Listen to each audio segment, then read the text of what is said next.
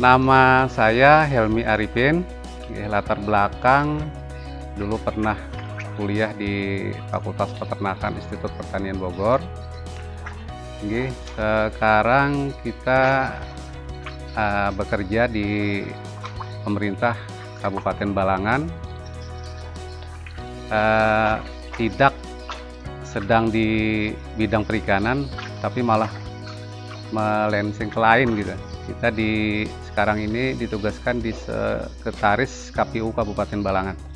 Dulu sebelum kita melakukan usaha di Banjarbaru, kita dulu mendapat kepercayaan dari Bupati Kabupaten Balangan menjadi Kepala Balai Kepala Balai Perikanan, yaitu BBI Gunung Manau di Dinas Pertanian dan Perikanan Kabupaten Balangan. Nah, di sana dulu ada masalah terhadap produksi, terutama di saat musim kemarau.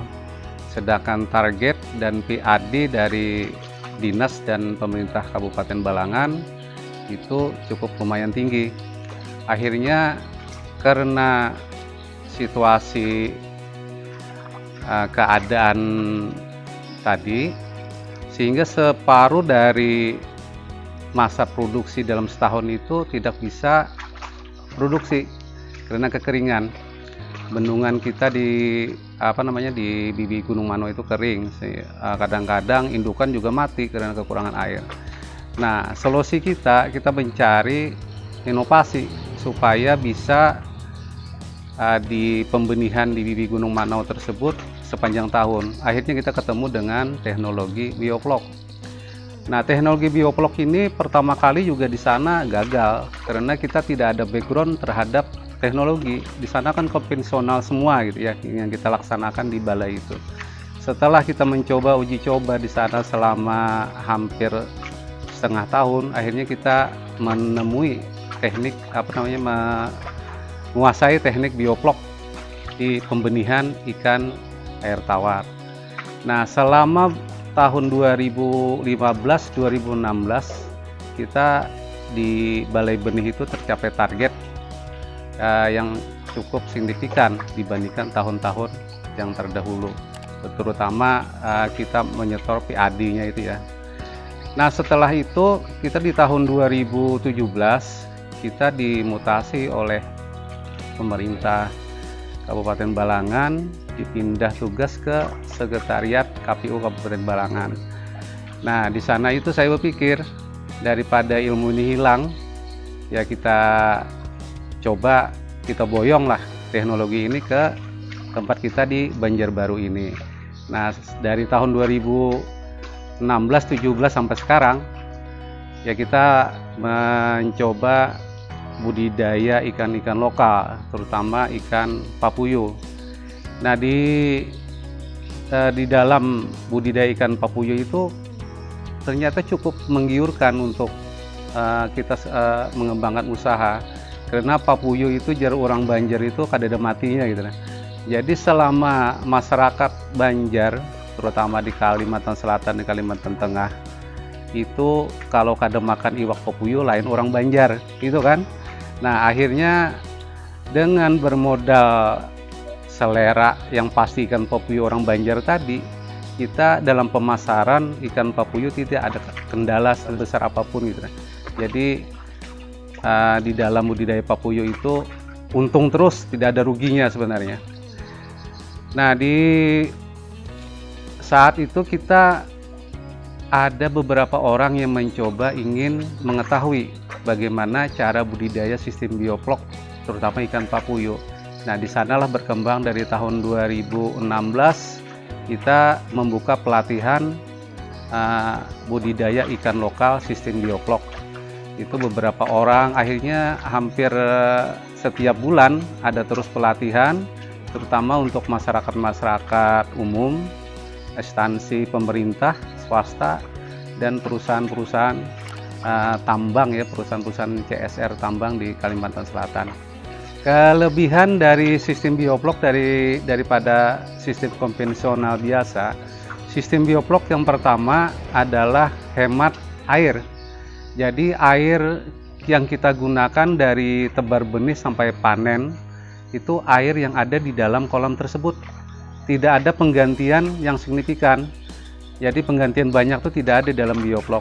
Malah sebenarnya kalau sistem bioflok itu baik airnya dan tidak ada kerusakan, itu sampai airnya sampai 2 tahun tidak perlu diganti. Kalau sudah panen, air itu ditampung di penampungan, lalu setelah ikannya habis dimasukkan lagi. Karena kita pembuatan air itu cukup lumayan cukup lama ya, hampir 15 hari sampai 20 hari baru bisa air media bioflok itu digunakan. Itu yang pertama. Yang kedua, hemat tempat. Dengan sistem bioflok kita dimanapun bisa berbudidaya ikan, terutama di masyarakat urban ya, di perkotaan. Jadi di perkotaan itu ada sisa tanah yang cuma 2 meter, 3 meter di samping rumah itu sudah bisa berkolam bioflok dengan padat tebar gitu. Jadi itu yang paling baik lah, karena selama ini kan orang berbudidaya ikan itu asumsinya harus punya modal besar dan punya tanah yang agak lumayan besar. Tapi dengan sistem bioflok itu terpatahkan. Yang selanjutnya keunggulannya adalah padat tebar.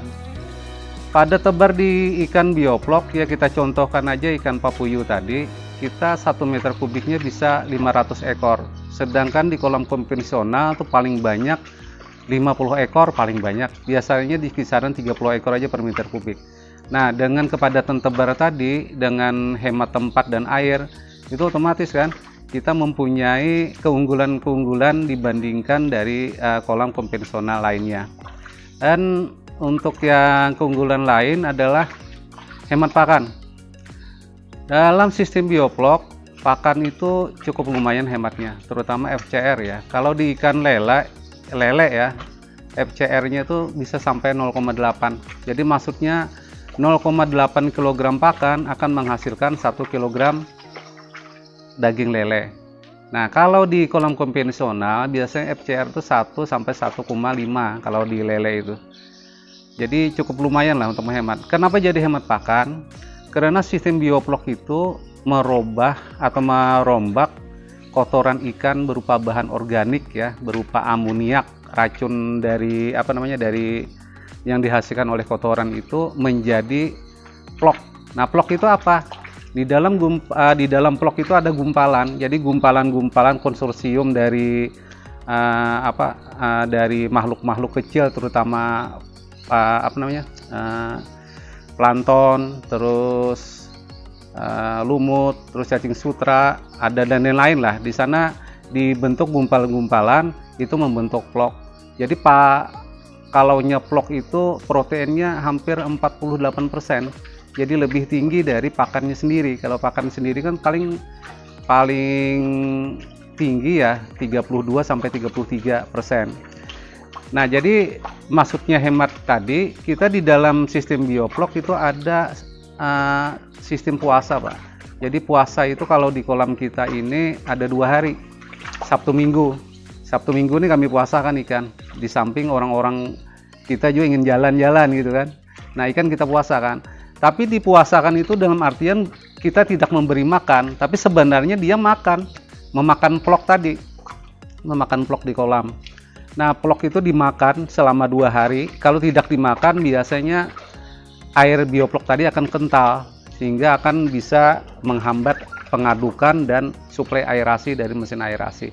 Jadi perlu kita puasakan. Itu nanti biasanya kita di dalam pelatihan berkolam budidaya ikan sistem bioflok kita ajari cara mengukur plok sehingga berapa volume yang harus dipuasakan, itu yang kita lakukan. Kita di dalam sistem bioflok selain ikan lokal papuyu, kita budidayakan di sini yang berhasil adalah ikan baung. Jadi ikan baung berhasil. Ikan baung dengan sistem bioflok itu di masa panennya di umur 8 bulan. Itu 8 bulan menghasilkan 1 kg ikan baung itu 3 ekor ya. 3 ekor 1 kg. Itu sudah. Tapi ikan baung itu bukan ikan yang rame gitu, ikan dasar kan. sehingga tidak banyak yang tertarik. Terus yang sekarang kita sudah uji coba adalah ikan jelawat. Jadi lumayan bagus ikan jelawat tuh. Dalam satu kolam kita tebar 500 sampai 600 ekor. Itu sudah umur 6 bulan sekitar ya sama dengan sama isinya 3 ekor per kilogram. Nah, selain dari ikan baung dan jelawat tadi, yang dulu juga kita berhasil lele dengan daya tebar 1000 ekor per meter kubik. Jadi 1000 ekor per meter kubik. Kalau diameter kolam kita di belakang kita ini kan ada diameter 3 ya. Itu kalau diameter 3 bisa tebar 7.000 sampai 10.000 ekor sampai panen. Nah, selain ikan lele, kita ikan nila juga sudah berhasil. Ikan nila di dalam waktu 4 sampai 5 bulan kita mendapatkan berat antara 5 sampai 4 ekor per kilogram. Selain itu juga ada ikan patin. Nah, ikan patin juga berhasil di kolam bioplok. Ini kita lagi uji coba untuk ikan haruan atau ikan gabus. Nah, mudah-mudahan dalam waktu dekat nanti kita bisa informasikan ke masyarakat dan para alumni untuk kita share keberhasilan itu dan kita coba untuk kita kembangkan di Kalimantan Selatan. Untuk belajar, kita silakan aja datang ke kolam kita di Papuyupam di Banjarbaru ini, Pak. Kita setiap hari Sabtu Minggu, bukan Sabtu Minggu aja ya, Senin sampai Minggu lah, kita menerima kunjungan. Silahkan. Dan untuk lebih jelasnya lagi masalah budidaya sistem bioplok itu bisa ikut pelatihan budidaya ikan sistem bioplok di tempat kita. Biasanya terjadwal, Pak. Kalau di sebelum pandemi COVID-19 kita melakukan setiap bulan. Tapi setelah COVID ini kita lihat dalam tahun 2021 ini sudah 3 kali angkatan ya, 3 kali angkatan. Nah, kita persilakanlah kepada masyarakat umum yang memang berminat ingin belajar budidaya ikan lokal sistem bioplok, silahkan datang ke kolam kita di Banjarbaru. Sebenarnya tidak ada kendala, Pak, di dalam budidaya ikan air tawar, khususnya di kolam bioplok.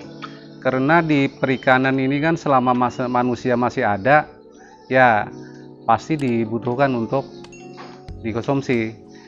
Nah, kendalanya itu kemungkinan karena belum adanya informasi masalah budidaya ikan lokal. Karena di budidaya ikan lokal ini kan cukup lumayan ada kendala, bukan kendala ya, lumayan agak susah dibandingkan dengan ikan-ikan yang lain seperti ikan lele, ikan patin dan ikan nila. Itu kan sudah lumrah ya di masyarakat.